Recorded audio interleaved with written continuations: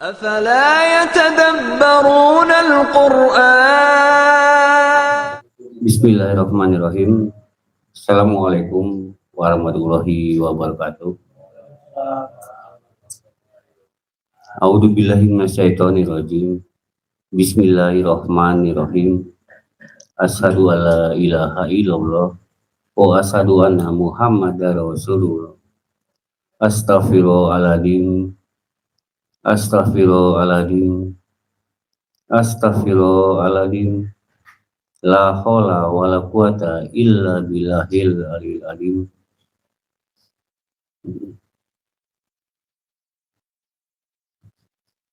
Alhamdulillahirabbil alamin. Pertama yang sama-sama kita hormati untuk pembina kita merangkap Ketua Umum IPPI Garut Pusat. Alhamdulillah saat ini sedang proses menunaikan yang berangkat menunaikan ibadah hajinya. Semoga beliau beserta istrinya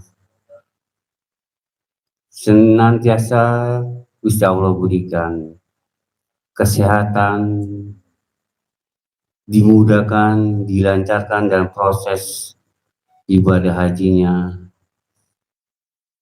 hingga pulang membawa sesuatu yang mungkin disebutnya haji mabrur dalam keadaan sehat walafiat dan selamat, dan senantiasa Gusti Allah berikan perlindungan. Amin ya robbal alamin. Dan juga untuk pembimbing kita Om Ir beserta keluarga, senantiasa Gusti Allah selalu berikan kesehatan baik lahir maupun batin, dimudahkan dan dilancarkan dalam segala usahanya, dan apa yang menjadi rencana, harapan, cita-cita beliau, semoga Gusti Allah kabul, Gusti Allah ijabah. Amin ya robbal alamin. Dan untuk jajaran kepengurusan, asisten pembimbing serta dewan usaha, tak mengurangi rasa hormat, tidak disebutkan satu persatunya. Semoga beliau-beliau beserta keluarga senantiasa Gusti Allah berikan kesehatan baik lahir maupun batin, dimudahkan dan dilancarkan dalam segala urusannya. Dan juga para ikhwan dan akhwat yang sama-sama hadir di ini makom, semoga langkahnya serta niatnya senantiasa Gusti Allah bimbing, Gusti Allah tuntun, dan diberikan kesehatan baik lahir maupun batin, dimudahkan dan dilancarkan dalam proses perjalanannya. Amin ya robbal alamin. Puji syukur kita aturkan kepada Gusti Allah yang mana senantiasa masih dipercaya, dipenangkan hingga kita dapat melangkahkan kaki kita untuk menghadiri pengajian rutin setiap malam minggu di Majelis Wisma Asih Bekasi. Salawat serta salam kita aturkan kepada junjungan Nabi akhir zaman, Nabi besar Nabi Muhammad Sallallahu Alaihi Wasallam, beserta keluarganya, beserta sahabat-sahabatnya, tabiin, tabiun, dan semoga kita yang ada di makom ini termasuk yang di dalamnya. Amin, amin ya robbal alamin. Alhamdulillah, kita lanjut aja kepada susunan acara pada malam hari ini dengan tema apik dan teliti. Pertama, pembukaan. Tak bosan-bosannya mengajak para ikhwan dan akhwat tetap selalu bersemangat fokus, dan semoga masuk dalam atau masih di jalur proses pembersihan diri. Yang kedua, lantunan hikmah Al-Quranul Karim yang akan dibacakan oleh Ustadz Yayan berjalan dalam kesedihan dan kebahagiaan. Yang ketiga, gubuk hikmah yang akan disampaikan oleh Ustadz Jakman mencermati proses perjalanan diri. Yang keempat, implik-implik yang akan dibacakan oleh Pak Gunawan, penggugah batin atau cahaya iman. Yang kelima, menguatkan diri dalam berproses perjalanan. Yang kelima, para hati yang akan disampaikan oleh Om Irwan, mencermati konflik-konflik baik dari luar maupun dalam diri. Yang keenam, munajat yang akan dipimpin oleh Mas Bani, perjalanan malam. Yang ketujuh, santapan jiwa dan istirahat bersama. 8, sambut pajak subuh berjamaah. Baik, langsung saja. Yang pertama, saya sudah buka secara kadarnya. Yang kedua, lantunan hikmah Al-Quranul Karim yang akan dibacakan oleh Ustadz Yayan. Waktu tempat dipersilakan.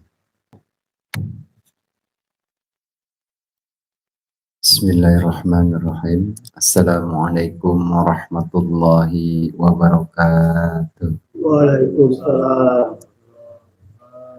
A'udzu billahi minasyaitonir rajim. Bismillahirrahmanirrahim. Asyhadu an la ilaha illallah wa asyhadu anna Muhammadar Rasulullah. Astaghfirullahal azim. Astaghfirullahal azim. Astaghfirullahaladzim. La hawla wa la quwwata illa billahil aliyyil azim.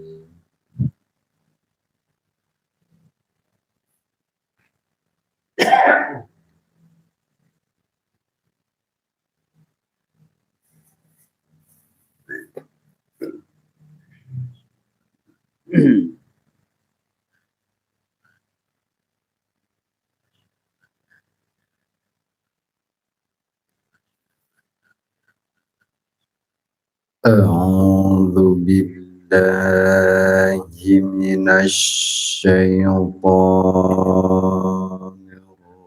rajim.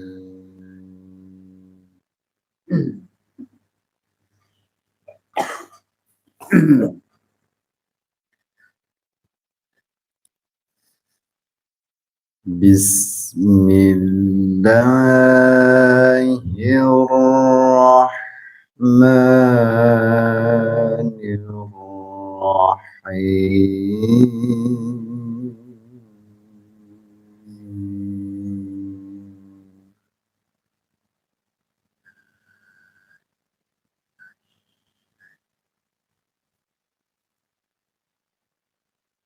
Wa ayatul lahumul ardul maitah.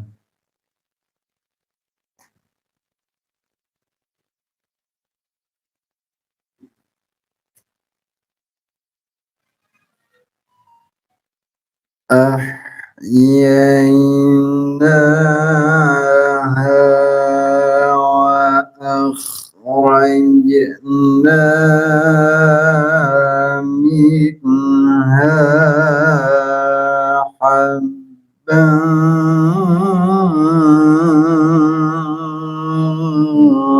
faminhu ya'kulun.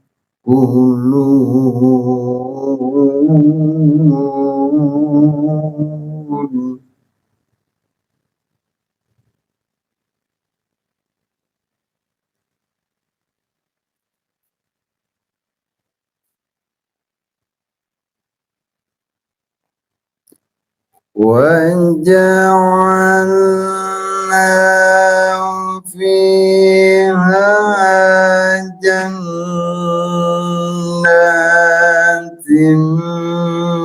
من نخيل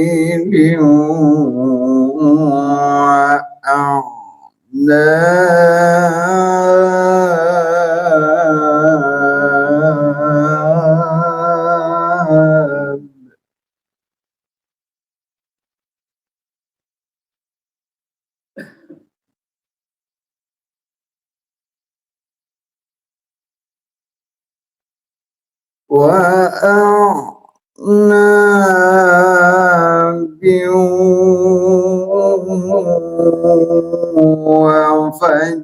وفجرنا فيها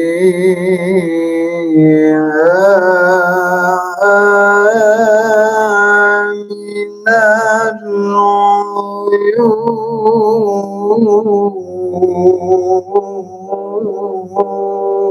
العيون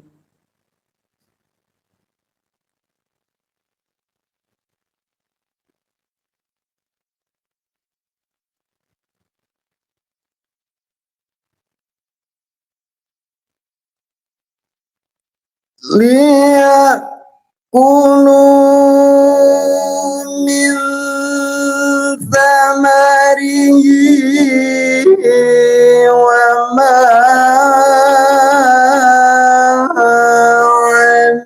عملته أيديهم أفلا يشكرون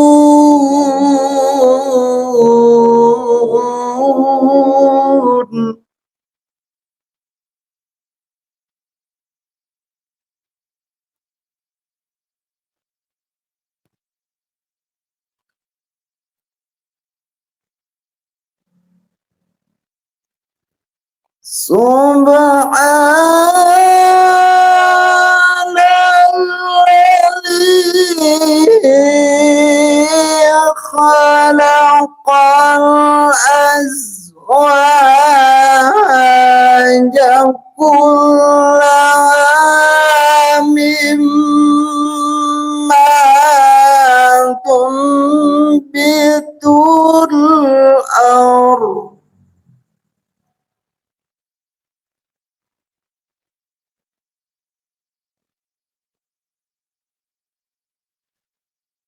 مما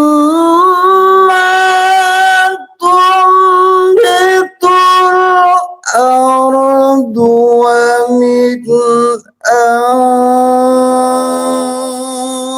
أنفسهم ومما لا يعلمون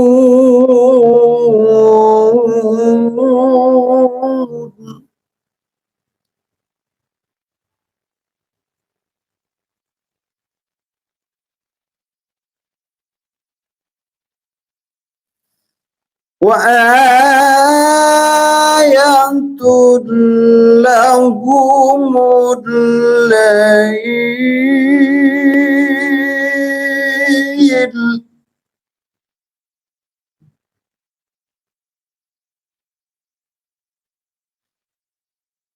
نسلخ منه النار فإذا هم مسلمون صدق الله العظيم.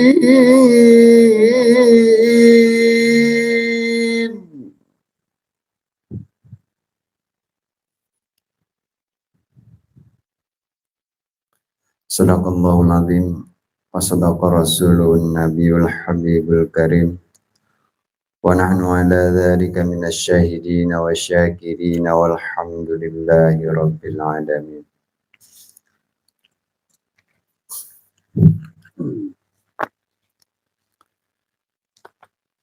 Surah yang saya bacakan adalah surah Yasin, ayat yang ke-32 sampai ke ayat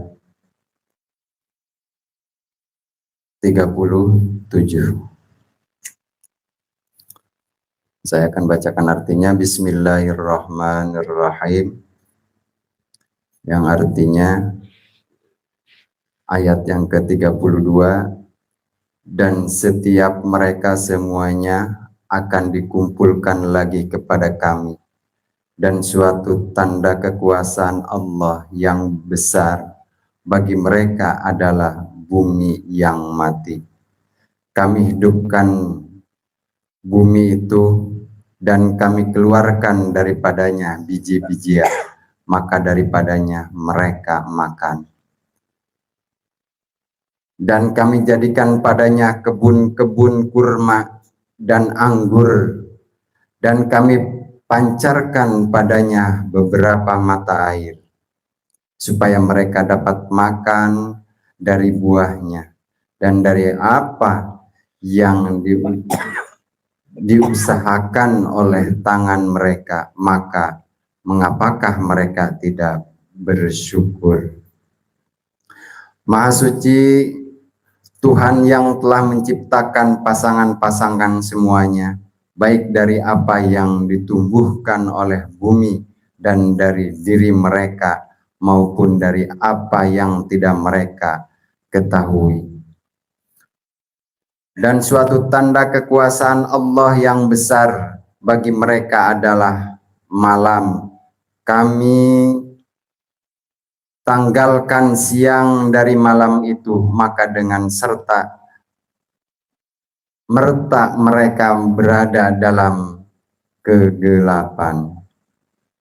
Itulah sadaqallahul azim wa sadaqa rasulun nabiyul habibul karim wa nahnu ala dzalika minasyahidin wa syakirin walhamdulillahi rabbil alamin.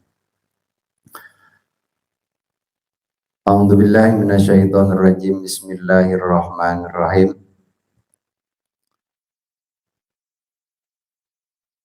Asyhadu an la ilaha illallah wa asyhadu anna Muhammadar Rasulullah. Astaghfirullahaladzim, astaghfirullahaladzim, la hawla wa la quwata illa billahil aliyyil azim.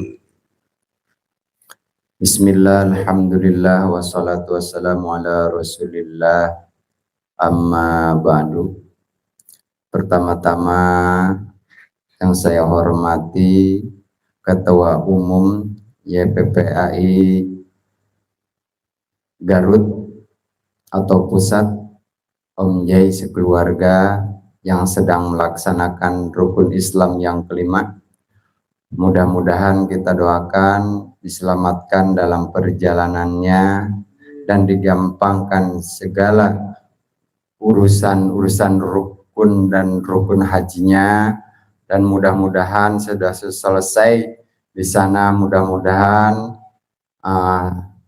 pulangnya ke negara kita, pulangnya ke rumah, mudah-mudahan dengan selamat. Amin ya Allah ya Rabbal alamin. Tak lupa pula kepada Ketua Sejabotabok, YPPAI Sejabotabok, Pembani, pembimbing Sejabotabok yaitu Om Ir sekeluarga, mudah-mudahan kita doakan dilancarkan dalam segala urusannya, dimudahkan rezekinya, dan diberkahkan umurnya.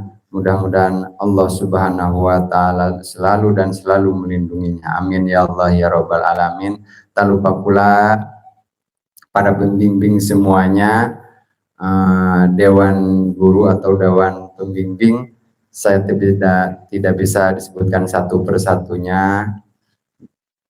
Yang saya hormati dan yang Allah muliakan, tak lupa pula kepada Dewan Ustadz.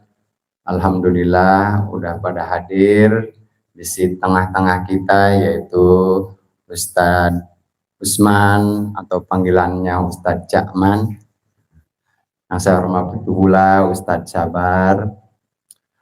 Yang saya hormati dan yang Allah muliakan, tak lupa pula kepada ikhwan semuanya Bapak-bapak, ibu-ibunya, ya syukur alhamdulillah kita sudah hadir di sini. Mudah-mudahan Allah Subhanahu wa taala memberikan kepada kita semua keberkahan yang berlipat-lipat ganda. Amin ya Allah ya rabbal alamin. Tak lupa pula puja dan puji kita panjatkan kehadiran Allah Subhanahu wa taala, yang mana Allah Subhanahu wa taala telah memberikan kepada kita beribu-ribu kenikmatan, yang terutama adalah nikmat iman wal Islam. Tak lupa pula salawat dan salam moga selalu tercurahkan kepada baginda kita Nabi besar Muhammad sallallahu alaihi wasallam. Tak lupa pula kepada pengikut-pengikutnya, pada sahabat dan solihinnya. Tak lupa pula kepada keluarga dan keluarganya, tak lupa pula kepada sahabat dan solihinnya, tak lupa pula kepada kita sebagai pengikutnya.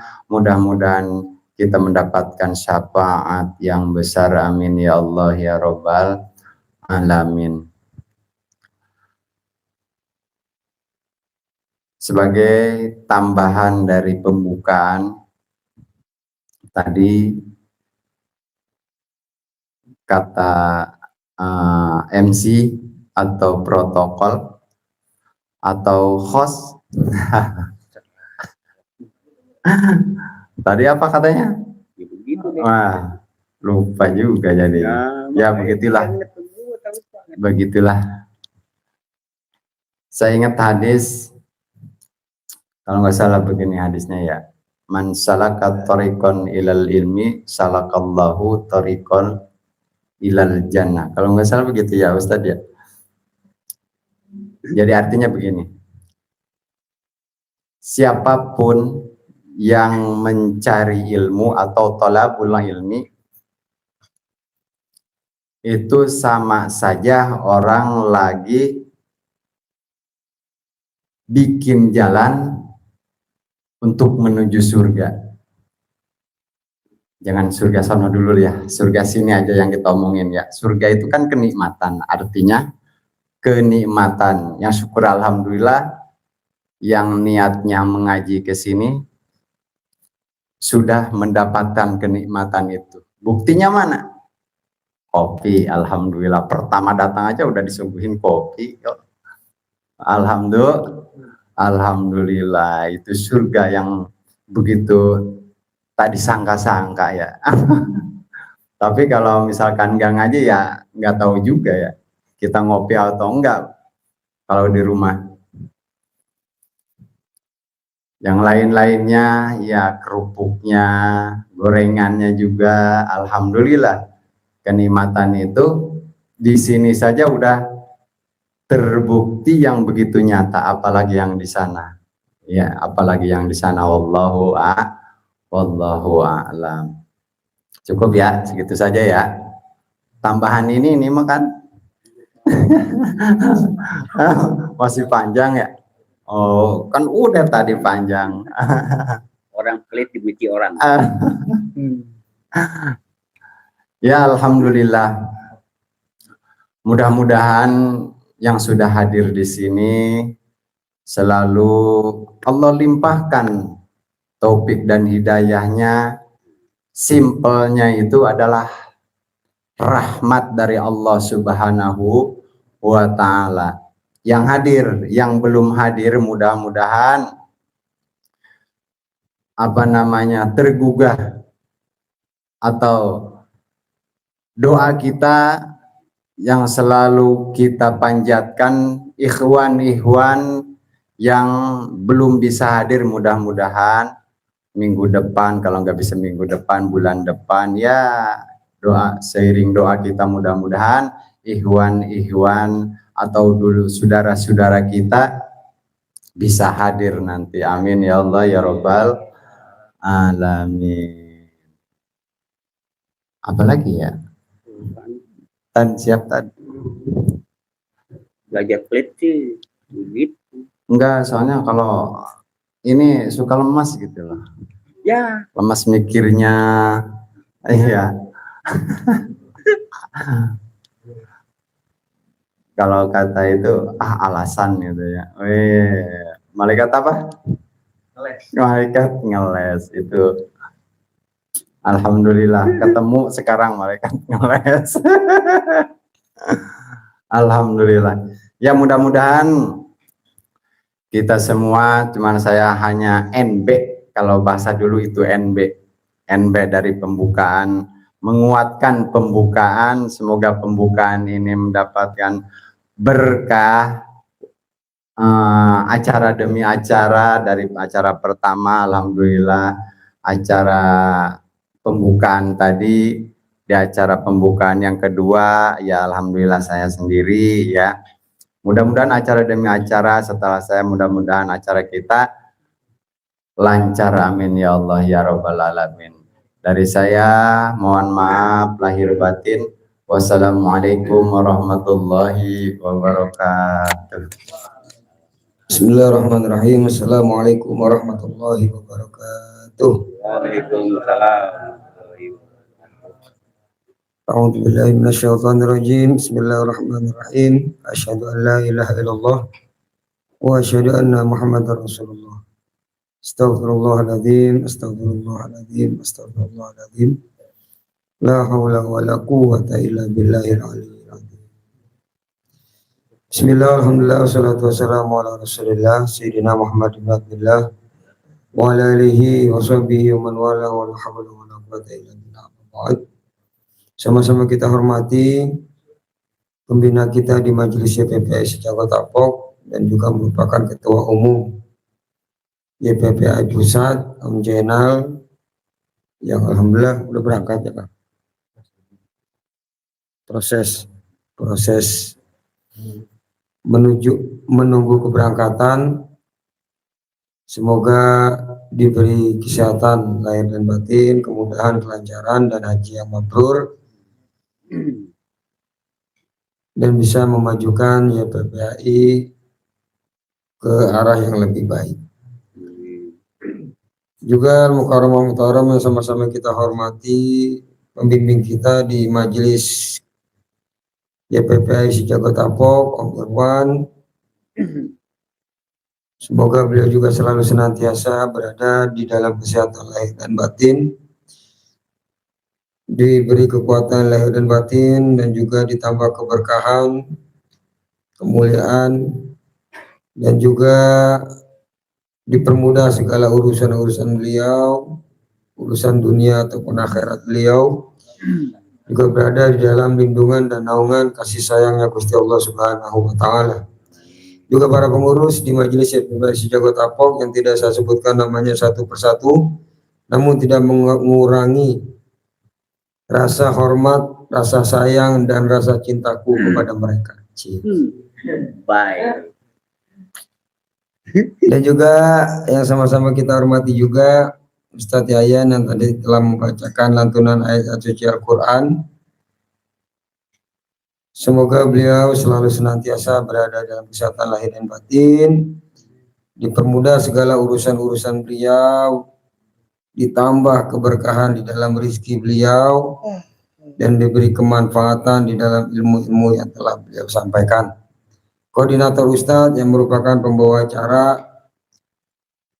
Bang Aris juga semoga semakin lembut hatinya, Amin. semakin mudah menerima pertanyaan dan kenyataan. Amin. Adem dengarnya. Iya. Para ikhwan akhwat, ini alhamdulillah kedatangan dari Garut, Bang Ade bersama pengawal istana Pak Mansur, juga bapak-bapak, ibu-ibu yang kami hadir, ya alhamdulillah dari berbagai wilayah, dari Bogor, Jakarta, Manggarai, Tambun, Bekasi, Garut, Depok, mana lagi? Alhamdulillah bisa hadir di sini. Mudah-mudahan perkumpulan ini Allah jadikan perkumpulan yang dirahmati. Amin. Ya jam'ana hadza jam'an marhuma wa tafarruqana min ba'di tafarruqan maksuma.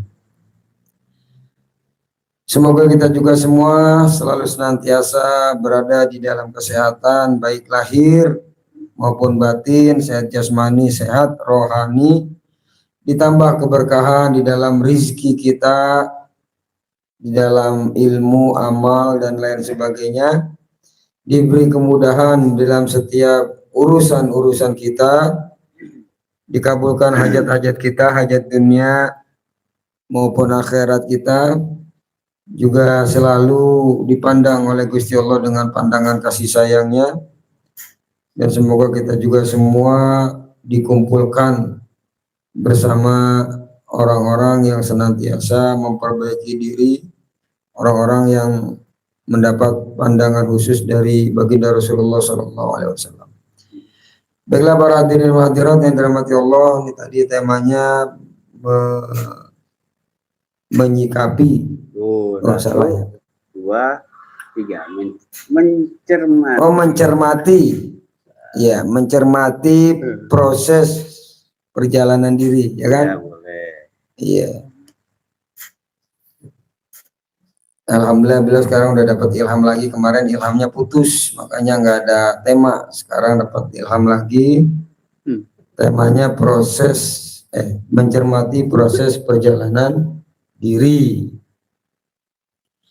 Ya, kalau kita perhatikan perjalanan diri kita atau perjalanan hidup kita, mungkin kita awali dengan fase-fase kehidupan setiap manusia. Diawali dengan alam ruh, alam arwah pada zaman ajali, sebelum terciptanya kita, hadirnya kita di dunia ini, lahirnya kita di dunia ini, ya masing-masing kita, ruh kita berada di alam ruh atau fase praeksistensi. Yang kita tahu semua pada masa itu dijelaskan di dalam Al-Quran bahwa setiap ruh manusia yang akan ditiupkan ke jasad manusia semuanya telah berbaiat suci di hadapan Allah Subhanahu wa Ta'ala. Ketika Gusti Allah bertanya, alastu bi rabbikum, qalu bala syahidna. Para arwah seluruhnya mengatakan iya, bala, iya, syahidna. Kami bersaksi, mengakui, meyakini, mengimani, menyaksikan bahwasanya Gusti Allah Subhanahu wa Ta'ala adalah Tuhan kita semua. Ya mungkin masa itu kita belum ingat, ya tahu dari penjelasan-penjelasan. Lalu masuk ke alam yang kedua, yaitu alam rahim. Ya, berada di dalam rahim ibu kita kurang lebih 9 bulan 10 hari, di mana proses terjadinya manusia diawali dengan arba'ina yauman nutfatan, 40 hari yang pertama berupa air mani. Lalu 40 hari selanjutnya berupa alaqatan, segumpal darah. 40 hari selanjutnya berupa mudghatan, segumpal daging, sampai genap usia 4 bulan sempurna penciptaan atau kejadian manusia, lengkap anggota tubuh berikut panca inderanya, ya maksudnya lengkaplah semuanya, baru ditiupkan ruh.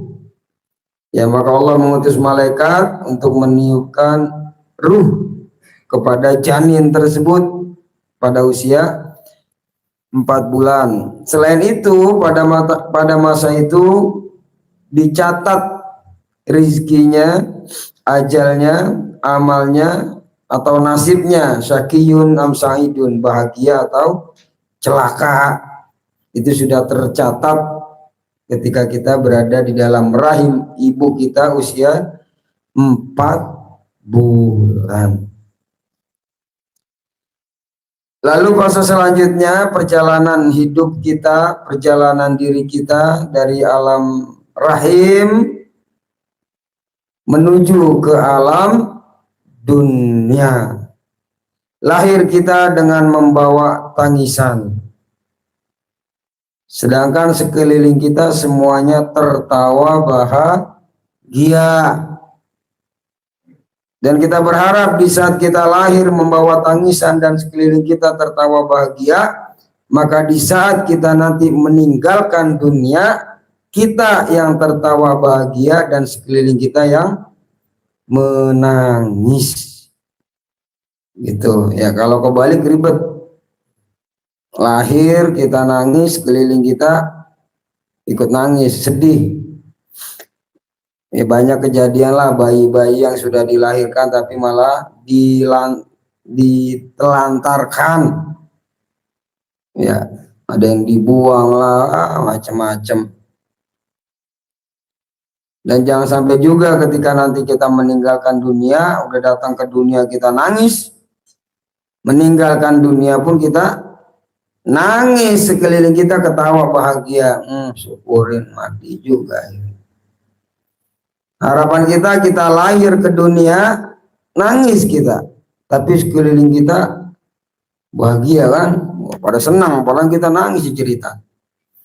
Dan ketika kita nanti meninggalkan dunia, kita yang bahagia, tapi sekeliling kita yang menangis.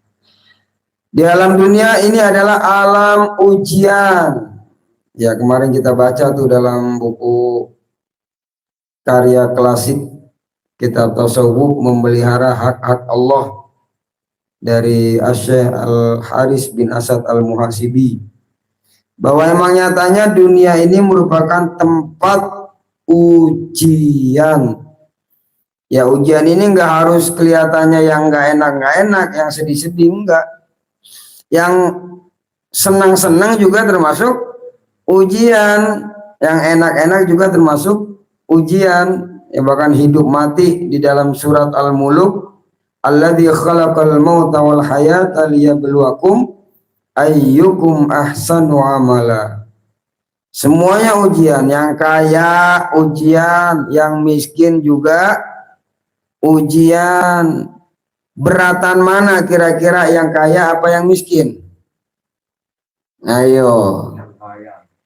Iya, yang udah ngerasain kaya bilangnya yang kaya. Udah ngerasain kaya. Yang belum ngerasain kaya ya bilangnya apa? Yang miskin, udah berat betul ujian orang miskin. Semuanya ujian. Kekurangan ujian, kelebihan ujian. Ya, semuanya lah, senang ujian, sedih ujian. Maka yang paling enak adalah menerima setiap keadaan yang sudah Allah kan udah dicatat di 4 bulan itu kan.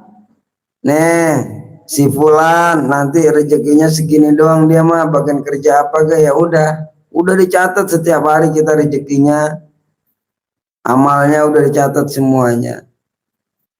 Ada yang memang dicatat sebagai putra cendana misalnya, ya kan. Saya pernah juga ketemu kiai punya pesantren, wah pokoknya kaya raya lah, punya kompleks sendiri, dia kompleks keluarga. Ketika saya tanya, kiai resepnya apa kiai bisa hidup kayak begini modelnya? Ya udah kiai, hartanya banyak, melimpah ruah, punya pesantren, kan kayaknya enak banget ya. Akhiratnya kelihatan, dunianya apalagi kan. Kita kan nanya, "Kiai, gimana resepnya?" "Kenapa emang?" "Ya kayak kiai gitu." "Gimana?" Kata dia, "Bah, kamu tuh cuma salah keluar." Maksudnya ya, saya keluar dari keluarga cendana, jadi lahir emang udah kaya, 7 turunan kaya. Lah kamu salah keluar katanya. Suwe juga tuh. Salah keluar. Ya emang udah ada jalannya masing-masing, ya enggak? Kayak pembahasan kita yang kemarin. Enggak usah kita ngelihat kenikmatan orang lain, yang ternyata kenikmatan itu setelah kita selami, selidiki, ternyata yang paling nikmat adalah hidup kita, yang paling enak adalah hidup kita, yang paling senang adalah hidup hidup saya, paling enak hidup saya, paling nikmat. Udah begitu aja. Tujuannya apa? Untuk menghindari kufur nikmat. Nah, kan begitu. Ya semuanya ujian. Bahkan yang ditakutkan baginda Rasulullah SAW atas umatnya ketika dunia ini terbuka. Ya ketika dunia ini terbuka lebar, akses kepada dunia, kemudahan untuk meraih, menguasai dunia. Justru ini yang dikhawatirkan oleh baginda Rasulullah SAW. Mungkin di saat kasih ujian susah kita masih ingat sama Gusti Allah, masih sering merintih, masih sering mengeluh, ya sering nangis bahkan. Cuma coba di saat dikasih ujian enak, kaya raya misalnya, ya banda banyak dan lain sebagainya, lah kira-kira lebih banyak mana ingatnya kepada Gusti Allah Subhanahu wa Ta'ala. Ya walaupun banyak juga orang-orang kaya yang soleh, banyak ulama-ulama yang soleh, banyak ya seperti yang pernah saya contohkan, termasuk diantaranya Imam Abul Hasan Asy-Syadzili. Ya ini termasuk kakek guru daripada Asy-Syaikh Ibnu Athaillah Sakandari, kitab Syarah Al-Hikam. Lah beliau Thariqah Syadziliyah yang beliau cetuskan itu salah satu ajarannya begitu, Bang. Kita tuh hidup harus semewah-mewahnya, makan seenak-enaknya. Hidup ini harus kudu bener-bener dinikmati. Ya, kita minum kopi, kopinya kopi sebut merek boleh kagak nih? Ya kopi biasa lah, rasanya biasa, bahkan kurang ngena lah, kurang nampol di lidah. Kita seruput, rasanya kurang enak, tapi kita alhamdulillah. Dibandingkan dengan kopi yang benar-benar berkualitas tinggi sesuai keinginan kita. Wah ini warung kopi ini alhamdulillah. Lah kira-kira sama-sama alhamdulillahnya beda nggak kualitasnya? Nah itu. Salah satunya begitu. Minum sama, baca alhamdulillahnya sama, tapi kualitasnya beda. Kamu alhamdulillahnya nggak bener, bohong, palsu, gitu kan? Padahal mah kagak enak, cuma ya udah maksain alhamdulillah. Mending yang enak sekalian, jadi bener-bener alhamdulillah. Pakaian pakai yang sebagus-bagusnya. Bahkan terkenal beliau tuh punya kendaraan yang paling mewah ketika itu, di masa itu. Ya bahkan menyaingi kalau sekarang mah kayak presiden lah, penguasa. Rumahnya mewah, pakaiannya mewah, wah lain sebagainya. Bahkan ada orang yang pengen berguru sama beliau nggak jadi. Masa ulama begini? Katanya ahli sufi, kok kehidupannya mewah dan lain sebagainya. Ya saking kelihatannya sangat mewah. Artinya apa? Ya kemewahan ataupun yang memang ada ulama yang menghindari kemewahan itu semua thoriqoh, ya jalan sama tujuannya untuk menggapai keridhaan Gusti Allah Subhanahu wa Ta'ala. Ya mungkin jalan kita agak ke bawah dikit lah, ya agak ke bawah dikit. Cuma yaitu jika menikmati sesuatu yang benar-benar nikmat ini justru dalam pandangan Gusti Allah kualitasnya luar biasa. Ya teman saya juga pernah cerita ketika dia sakit. Namanya sakit kan kagak enak makan ya. Mau makanan seenak apapun rasanya tetap pahit, tetap gak enak lah. Di mulut orang enak, di perut blepok. Padahal tuh makanan enak. Sampai akhirnya udah agak mendingan, udah bisa ngerasain nikmatnya makan. Ceritanya tuh dia cerita ke saya, itu makanan saya makan pagi. Makanan mau biasa aja. Makan apa waktu itu ya? Nasi sama telur apa apalah. makanan biasa. Cuma karena emang dia sangat menghayati dan menikmati, kenapa ya sebelumnya merasakan nggak enak, ya sebelumnya ngerasain makan nggak enak, pokoknya serba nggak enak. Tiba-tiba udah mendingan badannya, kembali rasanya, itu kan luar biasa kan, dibandingkan kita yang udah biasa ngerasa enak, biasa ngopi enak, beda rasanya sama mereka yang baru ngerasain kopi enak misalnya. Lah itu dia baru sembuh, baru ngerasain makanan enak, itu kata dia setiap suap tuh kayaknya saya pengen nangis gitu. Kenapa? Ini makanan nikmat banget. Ini ya Allah, alhamdulillah. Gitu, jadi makan tuh fokus ke situ dia. Enak buat makanan, macam-macam lah. Saking menikmatinya. Lah itu dia makan pagi sampai malam dia nggak makan, kagak terasa lapar. Ya, kata dia yang cerita, saya nggak ngerasa lapar sedikit pun. Perut saya biasalah, nggak kerasa lapar. Padahal aktivitas sudah mulai, udah ya biasalah. Tapi kok perut kayaknya biasa-biasa aja. Lah tadi kita makan bareng, makanan sebanyak itu, ya enak. Baru makan tadi, kan udah lapar lagi baik. Nah, ternyata dalam yang sedikit itu kalau memang kita nikmati, kita syukuri, nah itu namanya berkah. Ya berkah walaupun sedikit, kalau berkah insya Allah langgeng. Ya langgeng rasanya, langgeng enaknya, dan lain sebagainya. Ya, kurang lebih begitulah. Makanya saya juga masih belajar dikit demi sedikit. Kalau lagi ingat, ya kalau lagi ingat ngopi nyeruput sambil bener-bener kita syukuri. Alhamdulillah. Ingat apa? Ingat yang di rumah sakit. Ya di rumah sakit boro-boro ngopi, ya Allah. Boro-boro ngopi, minum air putih kayak kesiksa.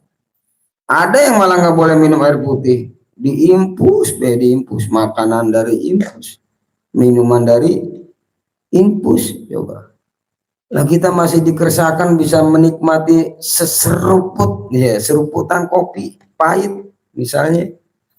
Itu kalau benar-benar dinikmati dengan benar-benar rasa syukur, wah kita berharap kan.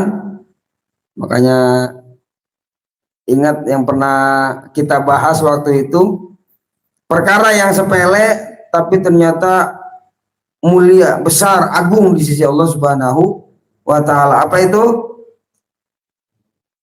Minum setiap seruputan baca alhamdulillah. Makan setiap satu suapan baca. Nah, itu keterangan hadisnya kan gitu. Ya, benar-benar itu innallaha la yardha. Sesungguhnya Allah, sungguhnya ada dua itu. Jadi Allah benar-benar ridho. Kita kan kadang nyari keridhaan Allah kan, saya pengen ini biar Allah gitu. Kamu apa? Saya pengen begini, nyari ridhonya Allah. Lah Allah udah ngasih tahu melalui Kanjeng Nabi, ya melalui hadis beliau. Kalau kamu mau nyari ridhonya Allah, nggak usah jauh-jauh, nggak usah biaya mahal, nggak usah yang berat-berat. Cukup setiap kamu minum, selesai satu seruputan, benar-benar dari hati yang paling dalam, penuh rasa syukur, ucapkan alhamdulillah. Makan gak sama, setiap satu suapan itu harus benar-benar dinikmati. Ya Allah, masih bisa ngerasain nikmatnya makan mie. Ya, malam Jumat, malam Sabtu makan mie. Ya, malam Jumat, malam Sabtu makan mie. Setiap suapan bener-bener dinikmati. Wah Allah, masih bisa merasakan nikmatnya mie misalnya. Ini contoh, ini mah contoh doang. Banyak mereka yang boro-boro makan mie gitu kan. Ini aja nggak bisa, itu aja nggak bisa, nggak usah jauh-jauh. Ketika kita sakit gigi ya, kalau gigi udah sakit, wah udah seluruh badan kerasa itu sakitnya, meriangnya, kepala sampai sakit, sampai seluruh badan gak enak ngapa-ngapain. Baru sakit Gigi itu kan baru satu sedikit misalnya yang lubang atau sedikit gusi yang bengkak, itu udah rasanya kagak enak banget itu makan. Lah ini mah masih enak makan mie. Ya ini contoh kan begitu kan. Dari hal-hal yang sepele lah, yang sepele. Duduk tuh. Emang jarang ya, karena kita emang begitu sih model-model kita ya, model saya lah. Banyak belagunya, banyak lupanya, banyak kufurnya. Padahal perkara-perkara syukur ini dari hal-hal yang sepele aja, nggak usah jauh-jauh. Nggak harus kita harus pergi haji dulu baru alhamdulillah saya udah haji. Alhamdulillah saya udah apalagi bangun masjid misalnya. Nah itu mau keribetan, kelamaan. Udah dari perkara yang kecil deh, duduk begini coba rasanya enak nggak duduk begini? Biasa aja. Kenapa? Karena kita lupa kalau sampai ada bisul sedikit aja di paha. Coba rasain gimana kita duduk. Nggak enak. Naik motor miring, tidur terlentang serba salah.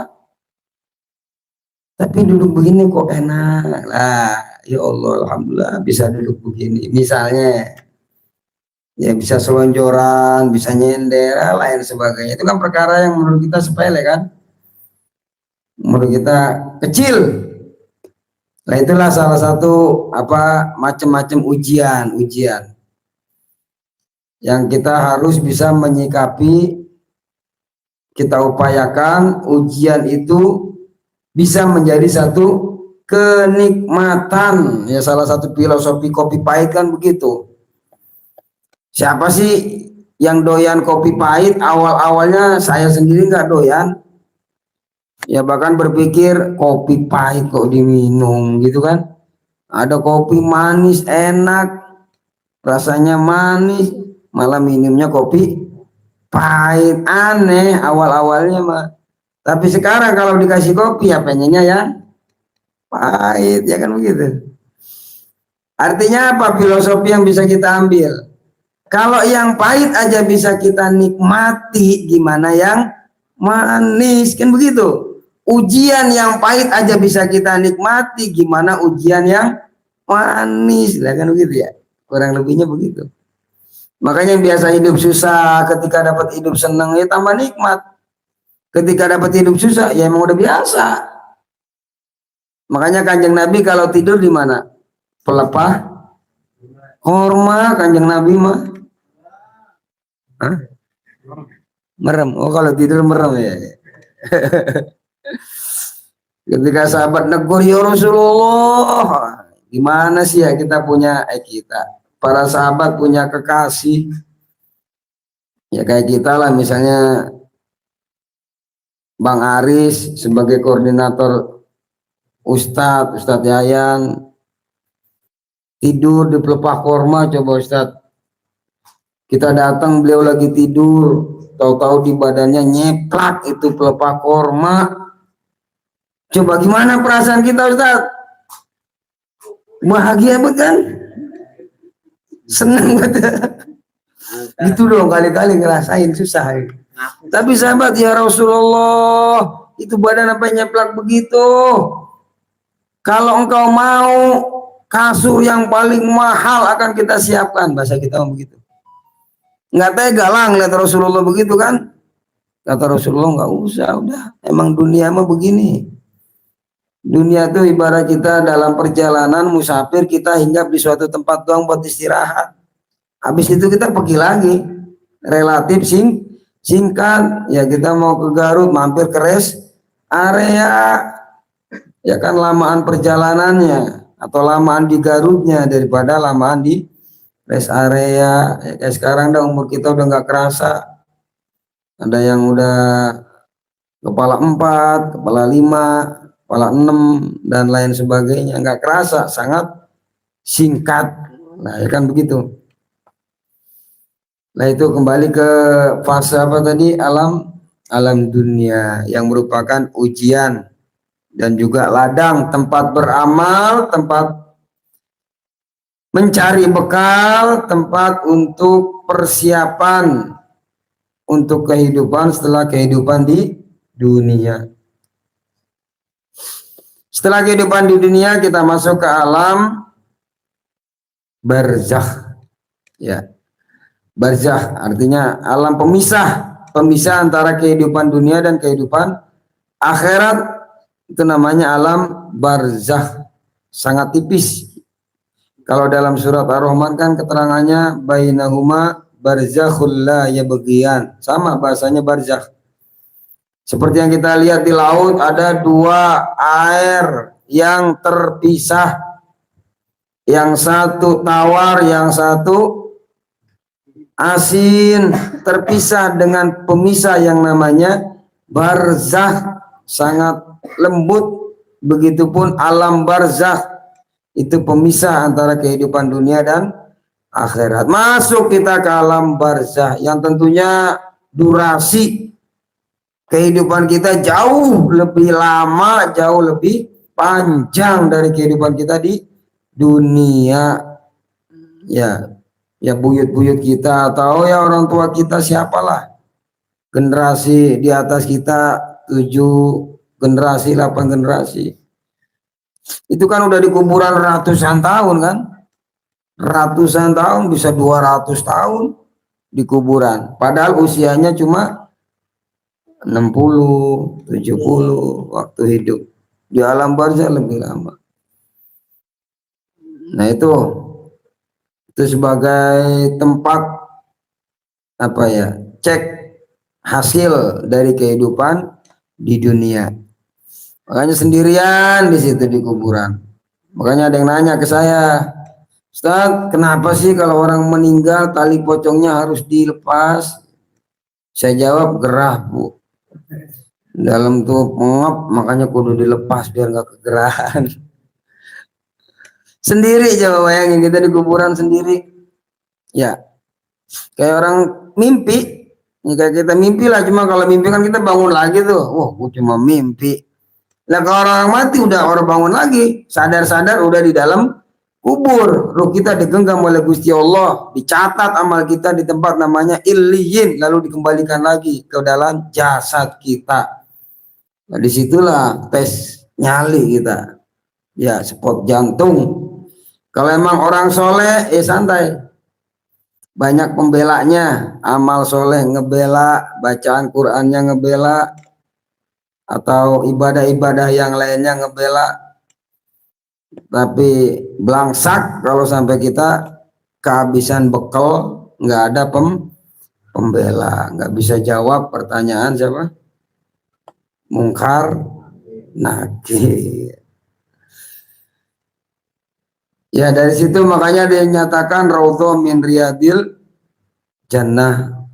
Kuburan itu bisa jadi taman dari taman-tamannya surga. Juga bisa jadi hufratun min hufarin niron, lubang daripada lubang-lubangnya neraka. Kalau emang nikmat bet itu kuburan, diluaskan sejauh mata memandang. Tapi kalau emang belangsak bet lubang neraka, coba. Ya neraka panasnya begitu, bagian lubangnya doang itu kan sangat luar biasa. Nah itu berada di alam barzakh. Setelah di alam barzakh, masuk kita ke alam akhirat yang prosesnya jauh lebih lama lagi. Ya ada hari kebangkitan, dibangkitkannya kita. Ada hari pengumpulan, yaumul hasyr di padang mahsyar, hari perhitungan, dihitung setiap amal ibadah kita baik buruknya. Lalu ada yaumul jaza, hari pembalasan, wayahna, segala amal yang kita lakukan dibalas di akhirat. Lalu ditentukan proses perjalanan menuju surga atau neraka dengan melewati siratal mustaqim. Yaitu kalau menurut fase ya syariat perjalanan diri, perjalanan hidup kita dari alam arwah sampai nanti di penghujung alam akhirat. Lalu gimana dengan proses diri kita, proses batinia kita, penggemblengan nafsu ego kita untuk bisa menjadi kualitas yang lebih baik, kualitas yang lebih mahal, kualitas yang lebih berarti dalam pandangan Gusti Allah Subhanahu wa taala, nanti kita akan lanjutkan di episode yang akan datang. Nah, memang kehabisan udah. Ya itu aja ya, kurang lebihnya mohon maaf. Iya, semoga kita semua selalu diberi kebahagiaan oleh Gusti Allah, bisa ridho dengan segala ketentuan ketetapan Gusti Allah, walaupun mungkin agak-agak pahit hidup kita, cuma kita bisa menikmatinya seperti kita menikmati kopi pahit yang ada di hadapan kita semua. Kurang lebihnya mohon maaf. Wassalamualaikum warahmatullahi wabarakatuh. Bismillahirrahmanirrahim. Assalamualaikum warahmatullahi wabarakatuh. Asyhadu alla ilaha illallah wa asyhadu anna Muhammadan Astagfirullahaladzim. Astagfirullahaladzim. La quwata illa billah. Ya, saya akan bacakan Cahaya Iman, pusaka dari Majelis YPWI Si Jago Tabung. Gusti Allah lautan pemaaf.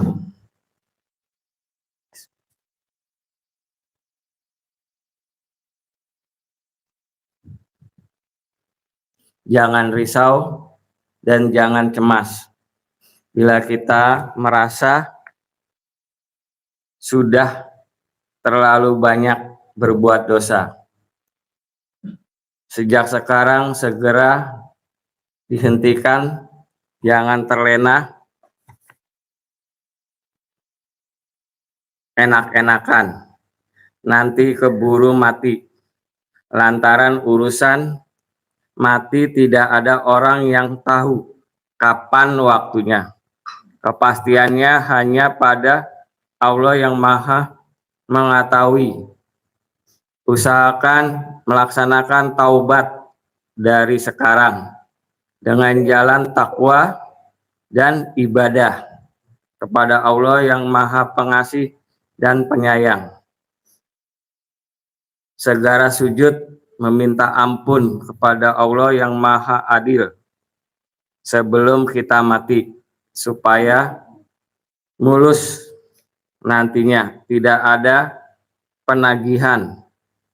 Di dunia kita ibadah, menebarkan benih kebaikan untuk menentukan di akhirat. Begitu tugas suci dari Tuhan kita Allah. Mengapa salah mengerti di dunia malah membuat dosa? Tandanya membangkang kepada Tuhan, sedangkan hidup, umur, dan mati Gusti Allah yang memastikan tidak bisa dibantah lagi. Seharusnya jodoh dan rezeki kulak demung keluar tanggang kawa. Begitulah nasib diri, hanya Allah yang mengetahui.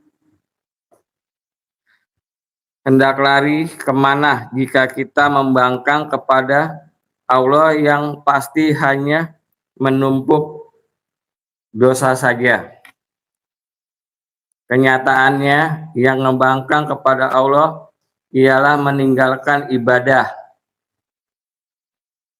betah di alam maksiat, meremehkan kepada perintah agama, bila mana malas melaksanakan ibadah.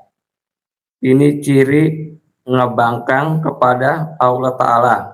Apabila kita tidak taat kepada ajaran agama, tidak ada bedanya dengan tidak menaati Allah. Itu yang disebut membangkang kepada Allah, yang akhirnya banyak perbuatan yang melanggar ketentuan agama. Tentu saja bagi kita hanya jadi dosa, utamanya dosa kepada ibu bapak, juga dosa kepada sesama hidup, dan yang lain-lainnya lagi. Sedangkan dosa sifatnya gaib, bagi halus, bagikan tiada, tetapi ada, serta tidak jauh dari badan kita, menunggu waktu kita meleng, saatnya apes, melekat kuat sekali di dunia sampai di akhirat. Maka dan itu segeralah kita bertobat kepada Allah, mumpung masih ada waktu di dunia. Tempatnya tobat di akhirat habis, sesudah waktunya tidak bisa ibadah lagi. Hanya tinggal menerima segala amal tadi selagi di dunia. Gusti Allah tidak menyiksa dan tidak mengganjar semua, tergantung kepada amalannya sendiri. Nah, di sini kita jangan asik terlena di alam perdosaan yang jadi sebab yakin kita bakal mengalami satu alam penutupan hidup yang disebut kematian. Sedangkan dalam urusan ini merupakan salah satu rahasia Allah, manusia tidak ada yang tahu, hanya Allah yang Maha mengetahui. Oleh sebab itu bagi kita sekalian, gunakan jalan hidup di jalan yang manfaat demi keselamatan kita di dunia dan di akhirat. Tegasnya jalan yang membuat hidup kita jangan dihambur-hambur, tidak karuan, lantaran tidak memiliki serep umur. Maka kita harus kasihani, jangan disiksa. Kita gunakan hidup di jalan ridho Allah Subhanahu wa Ta'ala. Nyatanya yaitu ibadah, supaya wujud kita dapat pertanyaan. Misalnya dari perjalanan hidup kita telanjur sudah ada dosa, jangan cemas, jangan putus asa. Gusti Allah lautan pemaaf. Sekalipun dosa kita sudah karatan, asal kita kembali kepada jalan yang benar dan sekarang menyadari dan beralih kepada seharusnya sampai kita mati. Satu kepastian, Allah bakal mengampuni dan juga tidak akan ingkar janji. Begitu janji Allah kepada makhluknya. Sekarang tinggal kita saja yang tekun. Jangan bikin omelan orang selama menjalani sisa hidup. Jangan lepas dari tali Allah supaya bahagia, selamat, lepas dari panca bahaya yang bakal tumimbah. Selamanya dijaga, diriksa oleh Allah Ta'ala. Kebingungan, keruwetan, kepusingan, gelap hati, sesaat langkah dalam segala perkara. Sholat saja yang khusyuk, mantap kepada Allah, sebadah sholat apa saja panjatkan munajat kepada Allah. Segala keinginan hati bungkus rahmat Allah dengan keyakinan. Jangan pernah ragu akan kekuasaan Allah. Yakin Allah yang Maha Pengasih yang bakal mengabulkannya. Itu aja yang telah saya bacakan. Semoga bisa menjadi penguat iman buat diri kita juga, buat yang lainnya. Bismillahirrahmanirrahim. Assalamualaikum warahmatullahi wabarakatuh.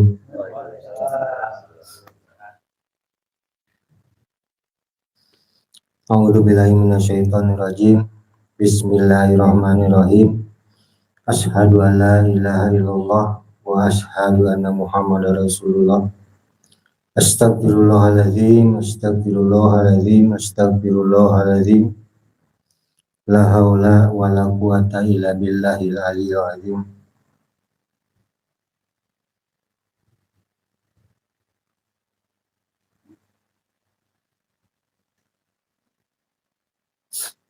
Alhamdulillahirabbil alamin. Alhamdulillahilladzi anzala ala abdihil kitaba wa lam yaj'alahu iwaja. Alhamdulillahilladzi arsala anbiya'a wa mursalin liyursiduna safi umuri dunya waddin.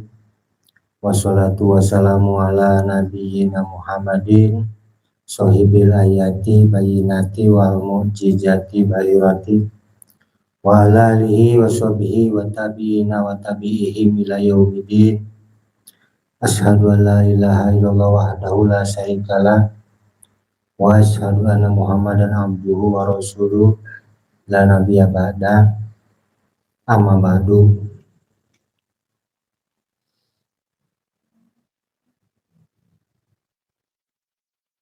Segala ucapan baik sebagai ekspresi jiwa atas syukur dan nikmat saya idem. Terima kasih kepada para ikhwan yang sami hadir, yang jauhnya, yang dekatnya,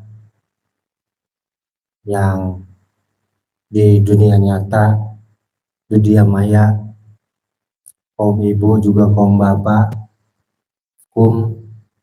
tidak disebutkan satu persatu. Yang terhormat Ustadz tidak disebutkan seperti itu.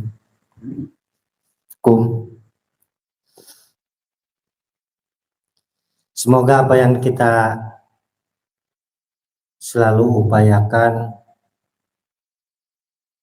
berada di dalam keridhaan Gusti Allah dan kita mendapatkan hasil keberkahan sepanjang-panjangnya. Mayeng langgeng, artinya berkah itu mayeng langgeng, meskipun kecil asalkan panjang, asalkan berkepanjangan, bukan panjang, berkepanjangan. Mayeng langgeng itu akan istilahnya nampak perbedaannya dengan yang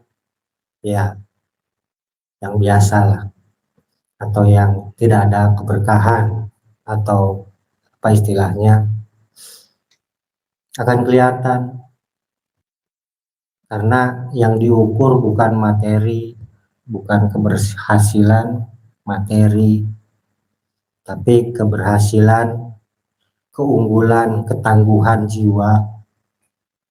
Meskipun temanya adalah konflik, meskipun kita ada konflik itu nggak bisa dihindari, tak bisa dihindari secanggih-canggihnya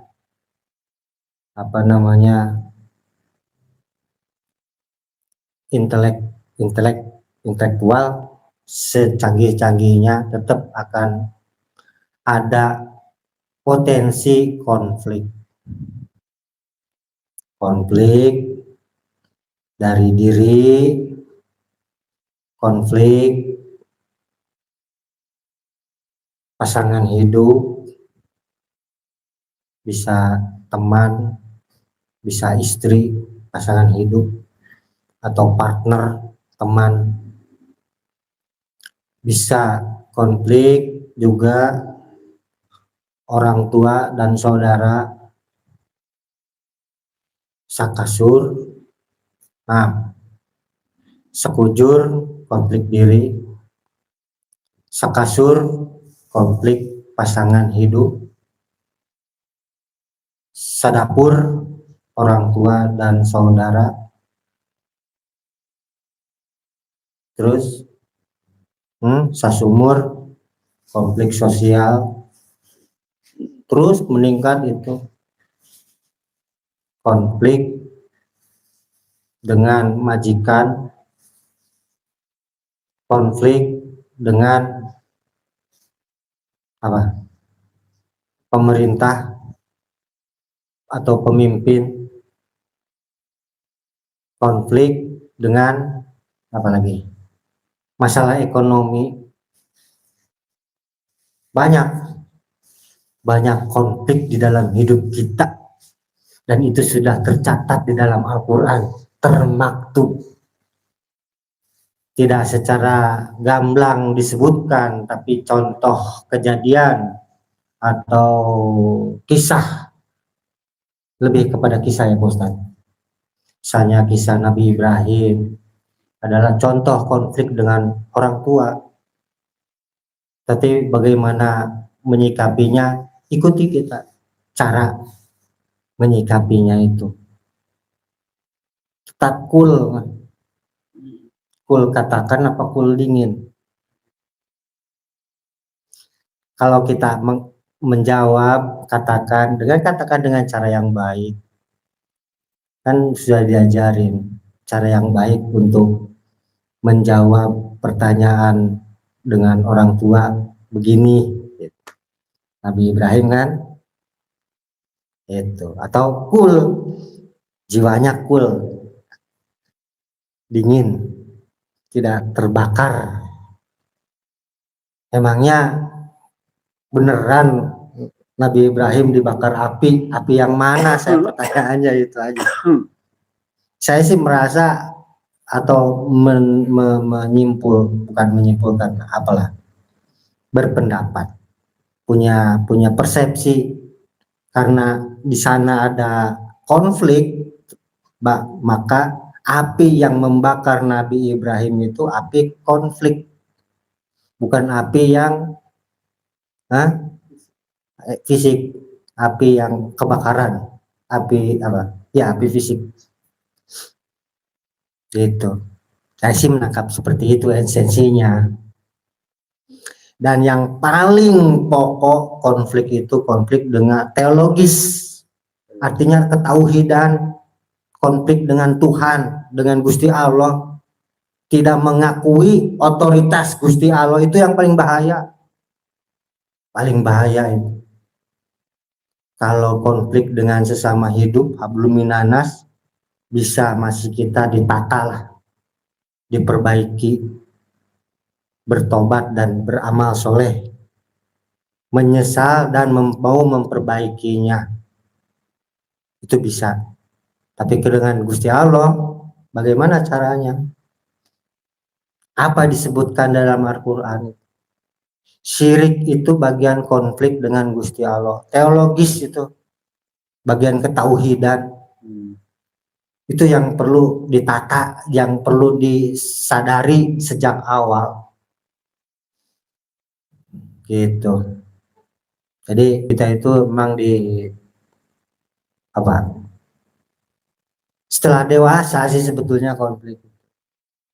Setelah kita beranjak dewasa, sebetulnya bagian dari yang Pak Ustadz ucapin, ujian peningkatan diri. Tapi itu nggak selamanya terus-terusan sepanjang-panjang konflik, berarti nggak bisa nyelesain itu yang namanya, kalau konflik berkepanjangan itu nggak bisa menyelesaikan. Artinya nggak mau bertobat dan beramal soleh. Kalau kita mau bertobat dan beramal soleh, selesai konflik. Damai. Keris mancing warangka, damai. Kalau keris masih masih digini-gini ya terus konflik. Udah gitu nyebut asma Allah lagi. Wah, udah ngeri. Jadi konflik itu bisa diselesaikan ketika kita, poin utamanya adalah bertobat dan beramal soleh. Kesananya bisa dengan tabayun, Kesananya bisa dengan rentetannya, detailnya banyak lah. Nggak bisa disebut-sebutkan satu persatu. Waktunya cukup nggak? Masih lama sampai subuh kita. Udah kasih racun aja saya. Biar cepat selesai subuhnya. Salawat serta salam semoga terlimpah curahkan kepada junjungan kita Nabi besar Nabi Muhammad Shallallahu Alaihi Wasallam, pada para sahabatnya, pada tabiin, tabiut, juga tak lupa kepada keluarganya dan ahli warisnya, hingga kepada kita yang sami hadir. Semoga juga kauban dengan rahmat dan salam. Tadi sampai mana konfliknya?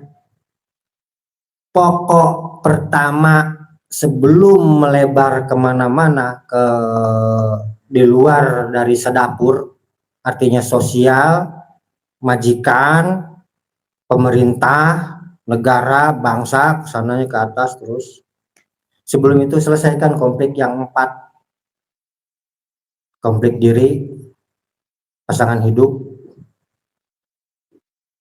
orang tua dan keluarga, orang tua dan saudara, dan konflik kepada Tuhan, kepada Gusti Allah. Selesaikan itu. Kesananya linear, mengikuti. Kalau itu udah selesai, kita dengan konflik dengan keluarga, dengan diri sendiri lah terutama. Pilihan hidup itu menjadi konflik. Gua mau kemana itu jadi konflik. Mau ngambil konsep, menjalankan konsep apa itu menjadi konflik. Ya, gitu kan. Jadi konflik ya kalau bisa sebetul apa namanya? Seumpama kita diberi pilihan memilih agama apa gitu. Jadi konflik enggak? Konflik. Konflik diri itu, bimbang, ragu, cemas. Ya, takut dan lain sebagainya. Itu. Kepatuhan kepada orang tua jadi konflik. Ketimpangan sosial dengan keluarga, dengan saudara kandung, disebut di dalam Al-Quran itu kasusnya adalah kasus Habil dan Qabil. Lantaran apa? Penyakit hati kan, hasad, iri, dengki, iri dengan kesuksesan saudara kita. Begitu nggak? Dirasain nggak? Jujur deh. Berarti kan ada sesuatu yang harus kita benahi tentang hasad kita, tentang iri dengki kita. Sudahlah, itu jalan hidupnya. Dia mau sukses, sesukses mentok sampai langit, silahkan. Itu. Semoga kita kecipratan, itu aja doanya. Ya kan? Abang saya misalnya suksesnya mentok sampai langit, semoga saya kecipratan. Itu aja doanya saya sih. Misalnya contoh, atau adik saya kalau punya adik. Kayak gitulah, nggak usah, jangan terlalu memandang kesuksesan itu dari materi. Saya bilang kesuksesan itu dilihat dari ketangguhan jiwa kita. Dari bukan hilang sih sebetulnya, tetap ada potensi yang namanya hasad itu. Sesuci-sucinya orang suci, hasad itu tetap ada, tapi dia bisa menekan, bisa mengeliminasi, menekan. Nah, itulah konflik diri diawali, kesananya selesai insya Allah. Tentang hasad diri dalam diri kita, tentang dengki, sirik, bidik, jahil, aniaya, iren, panasten, sesepak, dudupak, lurumpak, panas barang, merek hese, tantara mere, cap jahe. Nah itu konflik diri itu. Selesaikan itu, kesananya selesai. Insya Allah. Poinnya itulah. Ini terlalu berat nih ininya apa? Ngambil temanya. Tanggung jawab. Oke, minggu besok kosong. Minggu besok dikosongkan tanpa tema. Gitu. Bagaimana kita caranya mampu tumbuh kemampuan, kesanggupan untuk mengeliminir atau menekan hawa nafsu. Itu bagian dari nafsu itu. Yang tadi sirik, bidik, jahil, aliana, iren, panastai, sasepak, dudupak, ulumpak, taramere, cap jahe. Apa orang Garut? Ayah orang Garut. Apal tuh orang Garut? Orang Garut, orang Sunda, Sundana, Sunda baheula atau Sunda ayeuna. Sunda ayeuna mah kan dicampur bahasa Indonesia dan bahasa Inggris. Sunda baheula. Itu selesai dengan kita mengkaji diri. Makanya untuk menyelesaikan konflik diri itu sendiri kita butuh kajian, butuh ngaji. Kalau berhenti ngaji ya bagaimana kita mengintrospeksi diri sendiri. Karena gak ada seorang pun yang mampu belajar sendiri, gak ada. Semuanya pasti diajarin. Paling tidak dia belajar dari manuk. Manuk ya? Siapa yang belajar dari manuk? Habil apa Kabil? Kan ada yang ngajarin. Gitu. Apakah kita mampu membaca itu? Apakah sudah punya kemampuan membaca alam? Kalau nggak ada diajarin. Ya kan? Rasulullah sendiri kan diajarin. Ada yang ngajarin malaikat. Malaikat siapa? Jibril. Iqra. Nggak bisa baca saya, kata gitu kan. Ya iyalah, orang Arab disuruh baca Sanskerta nggak akan bisa baca. Iya, ya kan? Tulisan Sanskrit, Sanskerta, suruh yang baca suruh orang Arab, nggak mungkin bisa baca. Itu logisnya begitu. Kalau secara spiritualnya beda lagi jawabannya, ya kan? Gitu. Pasti ada yang ngajarin. Karena itulah kita butuh mengkaji diri, ngaji diri supaya ada aji, ada nilai. Dari mana dapat nilai itu? Dari poin-poin yang kita hadapin. Jangan terfokus sama kejadian konfliknya, tapi penyebab konfliknya apa? Di antaranya fanatik, di antaranya terlalu memandang berlebihan pada sesuatu, menganggap unggul pada sesuatu. Itu poin tambahannya.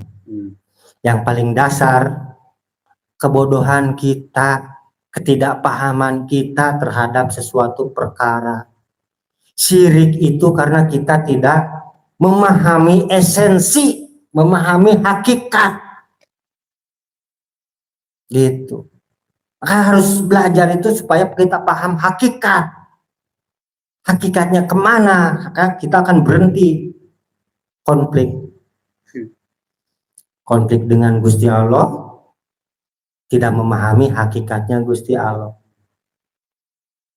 Sehingga tidak menolak otoritas kewenangan Gusti Allah. Orang hasil gue kok, wah apa? Gue udah usaha banting tulang, hasil gue kok ini rezeki. Padahal berulang-ulang Gusti Allah, aku yang menurunkan rezeki. Kan gitu. Begitu nggak Pak Ustadz? Ayatnya bunyinya gimana? Nah, nunarjukum ila sama wal ardi gitu kan. Dan selanjutnya. Gitu. Kalau kita memahami esensinya bahwa rezeki yang kita terima itu adalah otoritas atau kewenangan Gusti Allah, maka nggak akan terjadi konflik banting tulang, kepala di atas, gimana? Kepala di kaki, kaki di kepala, bisa kayak itu sebetulnya. Hah?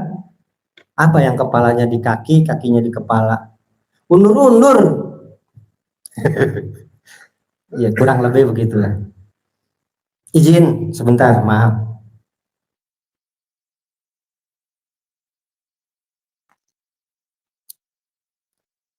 Rezeki itu sudah ditentukan, sudah berkadar di diri kita. Jangan dulu jauh kita memikirkan bahwa rezeki itu harus dicari. Ikhtiar boleh, masalah hasil itu tetap kewenangan Gusti Allah. Jangan aku itu adalah hasil tanganku dan otakku. Jangan. Gimana kalau otaknya tiba-tiba gitu dikudeta gitu ya kan? Kan nggak bisa mikir nyari rezeki kemana nih, buntu tiba-tiba buntu lah. Mikir masih bisa mikir, tapi kebuntuan itu ya kan, disitulah kewenangan Gusti Allah. Makanya modal pertama yang harus kita basmi akar permasalahan konflik itu adalah syirik. Tidak mengakui otoritas Gusti Allah itu syirik. Sakit berkepanjangan itu syirik, mengandalkan obat. Jangan. Obat itu bukan penyembuh. Yang namanya penyembuh itu tetap syifa yang diturunkan oleh Gusti Allah. Obat itu pemadam api ketika tubuh kita terbakar oleh makanan yang kita makan sendiri. Makanya ini terlalu bergema-gema ini saya, terlalu menggebu-gebu. Makanya kita disarankan untuk rezeki yang suci, yang halal, yang dipikir ridho ku Gusti, yang asli.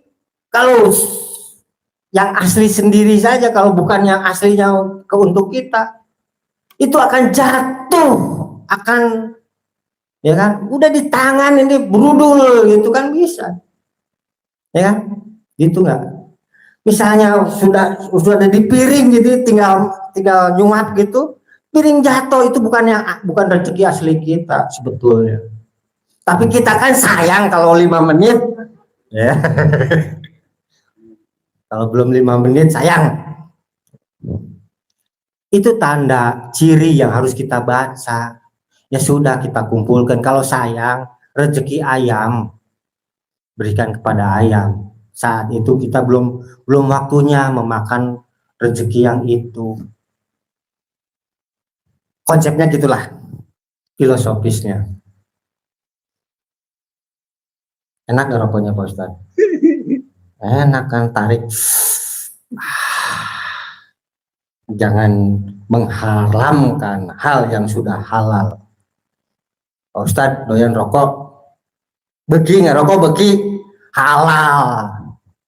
Beki nggak rokok, doyan tebeki ulah haram.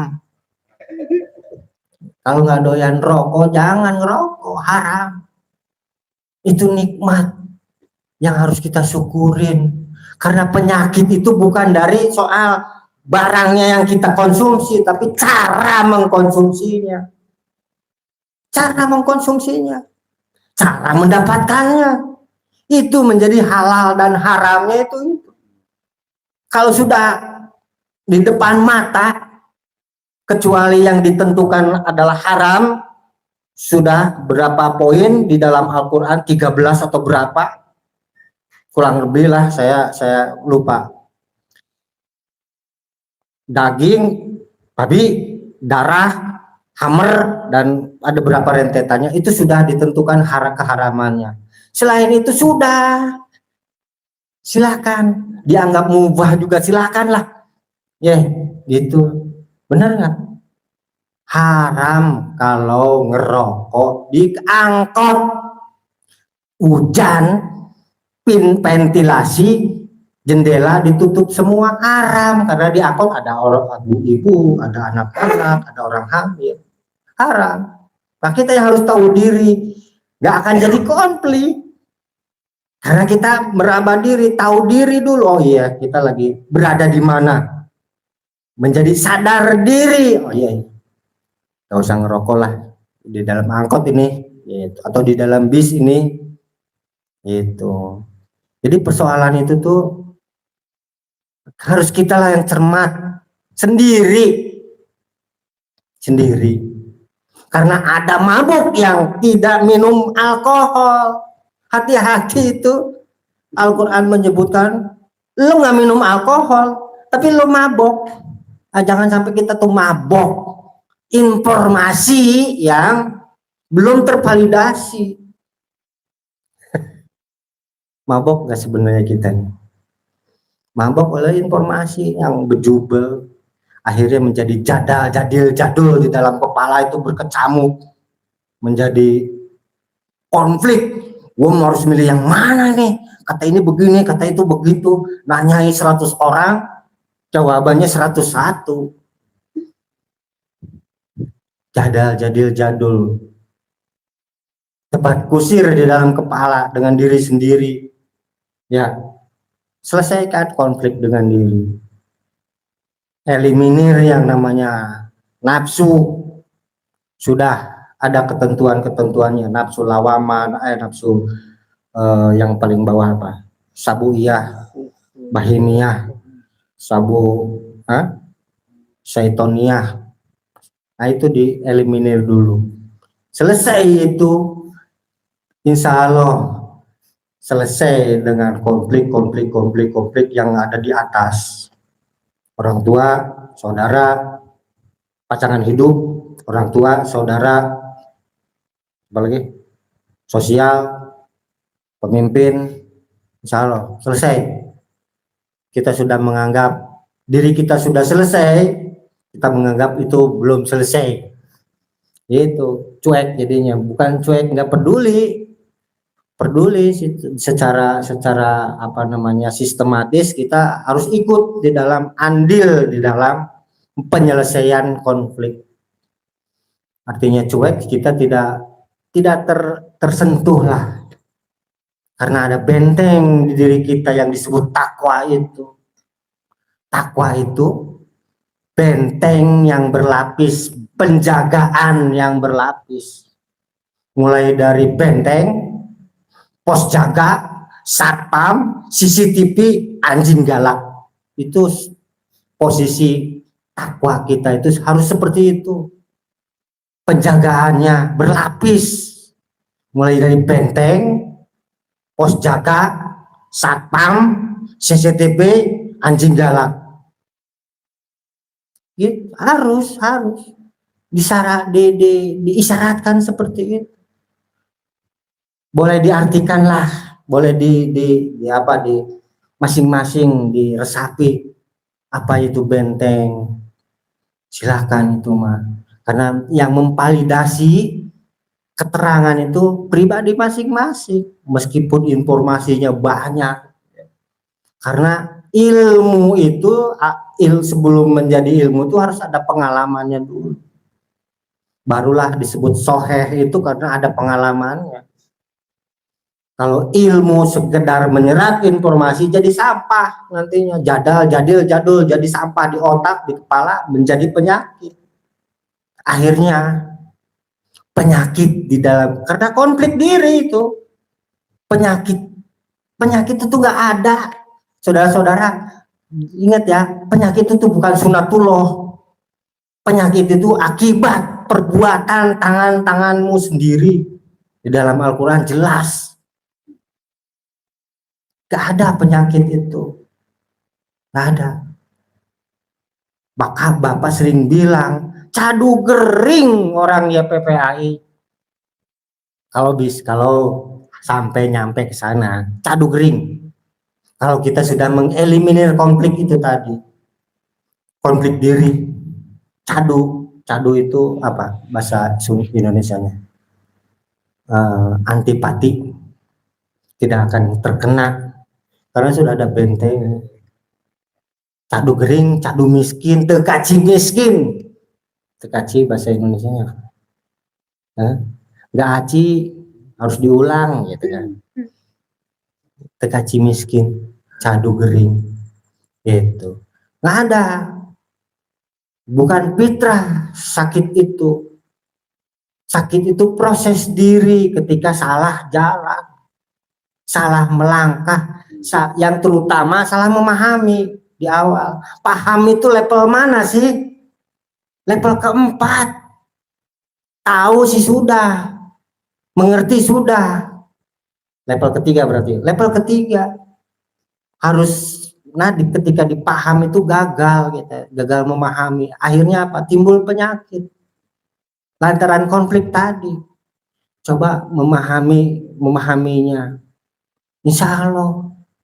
Artinya memahami itu sampai ke esensi, sampai ke hakikat. Hakikatnya air teh. Minum dulu.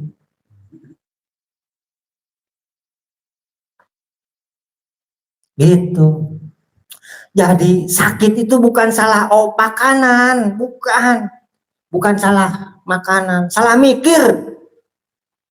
Mikir salah jadi penyakit. Apapun penyakitnya, kesel gua. Alasan sakit mulu. Itu saudara-saudara yang hadir yang sangat dimuliakan Allah. Semoga kita terhindar dari penyakit karena sudah sudah janji leluhur kita lah, bapak, eyang semua bilang, sampai Rasulullah sendiri kalau diperhatikan seumur hidupnya sakit cuma sekali di akhir hayatnya. Di akhir hayatnya. Itu pun karena apa? Diracun ya. Maaf, mungkin salah, tapi ya menurut sejarah begitulah. Diracun Pak Ustadz. Nanti klarifikasi Pak Ustadz tentang kejadiannya seperti apa. Itu. Jangan jauh-jauh saya menyaksikan Bapak kita Kiai Haji Raden Yoyo Sunario di akhir hayatnya sakit prostat. Dicek itu ke dokter, tekanan darah normal, kolesterol normal, jantung normal. Apa lagi? Cuma satu, prostat.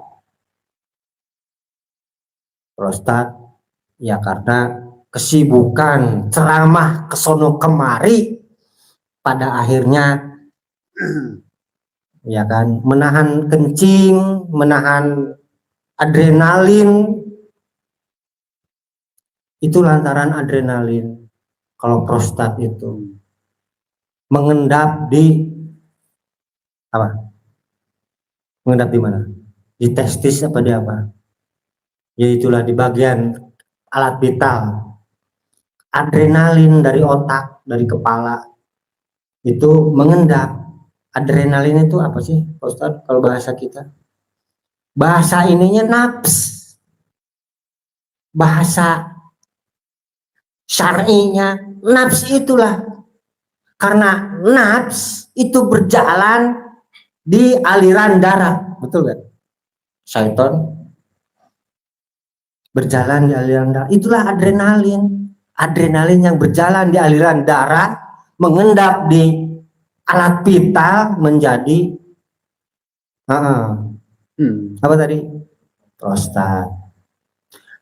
Karena kesibukan. Bayangin seminggu itu nggak ada berhentinya. Ngaji nggak ada berhentinya. Jadi kapan meluluhkan adrenalin itu? Waktunya. Jarang sekali bertemu dengan ibu. Pahamlah orang dewasa semua lah ini. Umur 18 tahun, wah saya tabu ngomongnya. Jangan, harusnya ada yang belum nikah. Makanya cepet-cepet Ustaz. Ya, yang duda cepet-cepet cari supaya adrenalin itu tidak keburu mengendap di alat vital.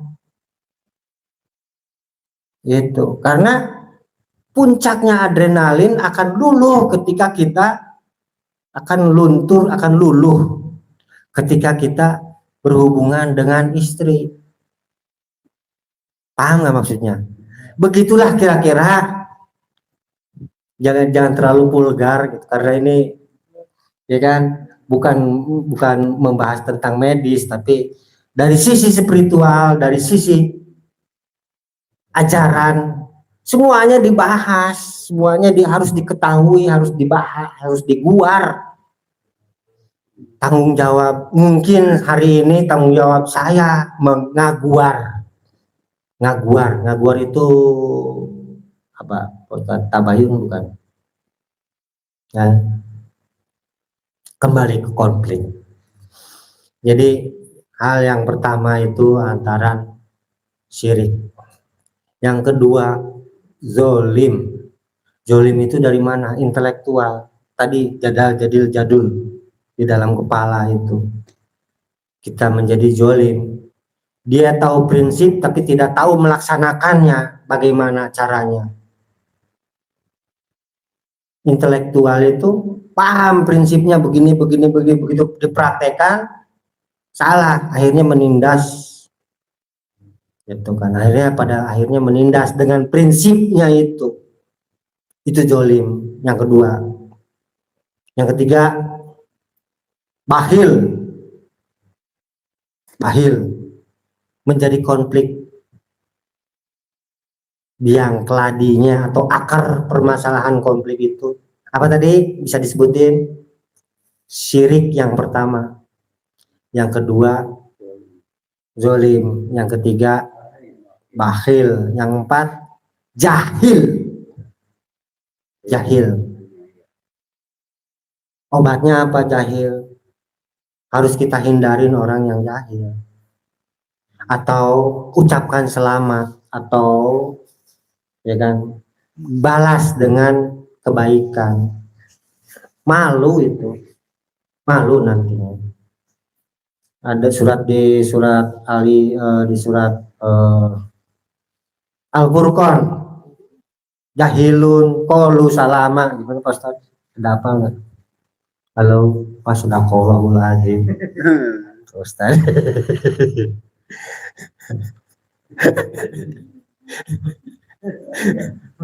Waladina, ketika orang jahil katakan selamat. Surat Al-Furqan. Ada apa enggak? Ya itulah poinnya itu. Jahil itu semuanya ada resepnya, ada formulanya. Bagaimana kita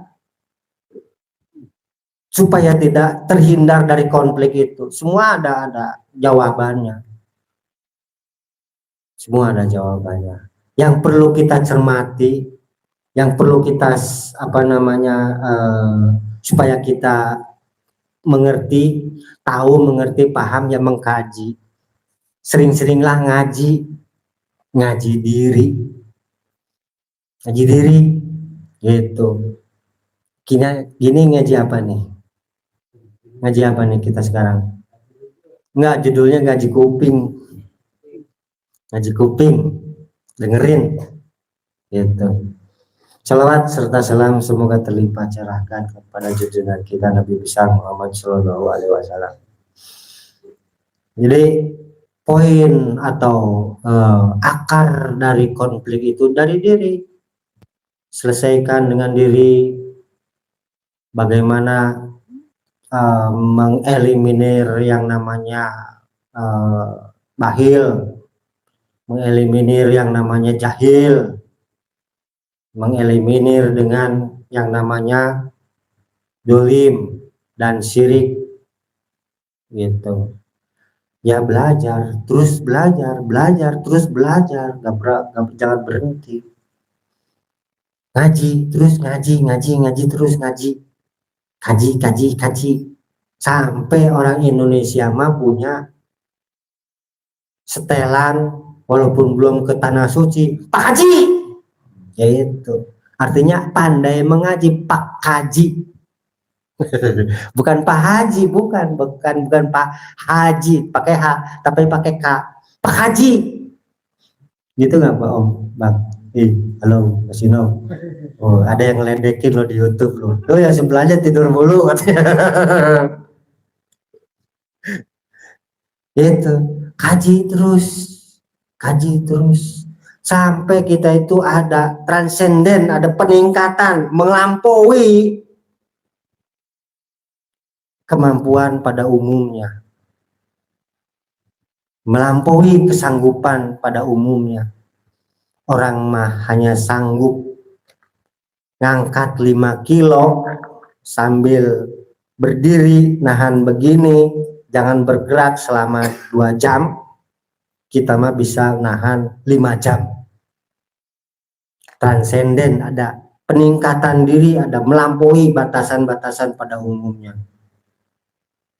Ngaji itu hasil dari ngaji diri, ada nilai unggul kan ya. Ketika ekonomi moneter tahun 98 ya, dirasakan nggak tahun 98 dulu? Saya masih umur berapa lah, 98 itu belum nikah kalau nggak salah, si muda ya, merasakan dampaknya orang tua kesulitan ini dan itu tentang ekonomi. Tapi jalan aja. Ada kelebihan ketika nganggur, ya kan? Orang-orang berpikir, wah Pak Kris ini dari mana, gitu ya kan? Makannya dari mana, bayar kewajiban lingkungan dari mana. Tapi aneh katanya, tenang aja. Sementara yang suami dan istrinya kerja kesono kemari kerja di warung, tiap warung ada aja itunya jejaknya. Kok Pak Kris mah nggak ada jejaknya, kan bingung. Itu kan ada kelebihan, ada kemampuan, ada keunggulan di atas rata-rata, melampaui batasan umumnya. Ya, coba kita harus digali, harus genah penasaran terus, bener nggak yang diomongin? Karena kita motonya dari Bapak itu setingkat lebih unggul dari orang lain. Kita berhadapan dengan profesor, harus setingkat lebih unggul dari profesor. Ada nggak titel lebih unggul dari profesor, Pak Ustadz? Nggak ada ya, udah mentok ya. Nah, kita setingkat. Transenden artinya setingkat, nggak usah banyak-banyak, setingkat aja lumayan gitu, setingkat di atas dosen, jadi apa, rektornya, kayak gitulah kira-kira. Dah, itu aja cukup. Bisa kira-kira apa tadi, mengkaji diri, mengeliminir yang namanya nafsu, yang namanya poin-poinnya kebodohan diri. Zolim itu kebodohan intelektual, dia mengerti prinsip tapi bagaimana melaksanakannya yang belum tahu. Itu sama dengan tentang bab-bab tauhid, tahu bab-babnya seperti apa, tapi bagaimana prakteknya, implementasinya, kadang-kadang kita itu meraba-raba akhirnya. Nah itu, dengan mengkaji, dengan terus kita begini, insya Allah semuanya terbuka, pintu-pintunya, pintu-pintu apa namanya, eliminir. Jadi yang dari dalam, kerusakan-kerusakan atau kejelekan-kejelekan itu luntur. Ibarat kita secara alami lah, ibarat kita apa, sudah programnya bahwa kalau sudah makan nanti pada saat tertentu kita akan berak itu. Jadi tazkiyatun nafs, mensucikan diri, itu bagian dari yang namanya mengeliminir konflik. Tapi terus terang memang itu nggak bisa dihindari. harus kita hadapi, tapi dengan cara awal tadi, dengan kita sudah memahami ini poin-poinnya, akar permasalahannya, penyebab kenapa jadi konflik, insya Allah akan terurai benang kusutnya. Karena konflik itu benang kusut antara diri dengan diri aja kan, wah luar biasa itu. Lebih berat perang dengan diri ketimbang perang melawan di luar diri. Maka saya nggak menggarisbawahi konflik yang di luar. Yang di luar mah cukup kasur, sadapur. Selebihnya ke sana nanti bisa linear lah, bisa mengikuti kalau sudah selesai dengan itu. Nah, itu aja. Mungkin ada pertanyaan, nanti bisa diskusi setelah ramah tamah dari saya. Billahi taufik wal hidayah. Wassalamualaikum warahmatullahi wabarakatuh.